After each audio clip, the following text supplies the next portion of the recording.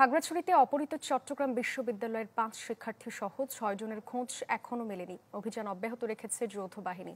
অভিযানে পূর্ণচন্দ্র কারবারি পাড়ায় ইউপিডিএফ এর আস্তানার সন্ধান পেয়েছে সেনাবাহিনী। সেখান থেকে ৭ জনকে আটক করা হয়।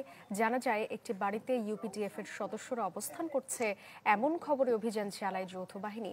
এ সময় আইন শৃঙ্খলা বাহিনীর উপস্থিতি টের পেয়ে পালিয়ে যায় সন্ত্রাসীরা। উদ্ধার করা হয় সামরিক পোশাক, সাংগঠনিক নথিপত্র সহ বেশ কিছু সরঞ্জাম।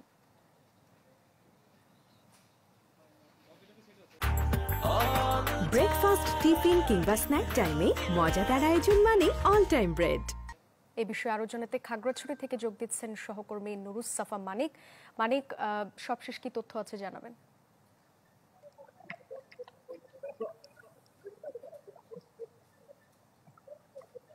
সাদিয়া, চট্টগ্রাম বিশ্ববিদ্যালয়ের ৫ শিক্ষার্থী যে অপহরণ হয়েছিল গেল বুধবার, তাদের সন্ধানে কিন্তু সেনাবাহিনী এবং পুলিশের পক্ষ থেকে যৌথ অভিযান, সেই যৌথ অভিযান কিন্তু এখনো পরিচালিত হচ্ছে এবং সেই অভিযানের অংশ হিসেবে কিন্তু আজকে ভাইবোনছড়া ইউনিয়নের, অর্থাৎ খাগড়াছড়ি সদরের ভাইবোনছড়া ইউনিয়নের পূর্ণচন্দ্র কারবারি পাড়া নামক একটি এলাকায় সেনাবাহিনী অভিযানে আসে এবং সেই অভিযানে এসে কিন্তু তারা একটি ইউপিডিএফ এর, পাহাড়ের আঞ্চলিক সংগঠন ইউপিডিএফ এর একটি সাংগঠনিক একটি আস্তানা তারা কিন্তু সন্ধান পায় এবং এই সাংগঠনিক আস্তানায় কিন্তু বিপুল পরিমাণ সরঞ্জাম, সাংগঠনিক সরঞ্জাম সহ বিভিন্ন অস্ত্রের ৩ রাউন্ড গুলি পাওয়া যায় এবং এছাড়া বিভিন্ন যে সাংগঠনিক নথিপত্র, বই, পতাকা কিংবা তাদের যে সামগ্রী রয়েছে সেগুলো কিন্তু উদ্ধার করা হয়। এবং এর পাশাপাশি আরেকটি বিষয় আমরা জানিয়ে রাখি, সেটি হলো এইখানে কিন্তু সেনাবাহিনী সহ অন্যান্য আইন শৃঙ্খলা বাহিনীর কিন্তু অনেক সামরিক পোশাক এখানে কিন্তু পাওয়া গিয়েছে এবং এই যে অভিযান, সেই অভিযান কিন্তু এখন আশপাশের এলাকায় পরিচালিত হচ্ছে। মানিক, ধন্যবাদ আপনাকে। খাগড়াছড়ি থেকে আমাদের সঙ্গে যুক্ত হয়েছিলেন সহকর্মী নুরুস সাফা মানিক।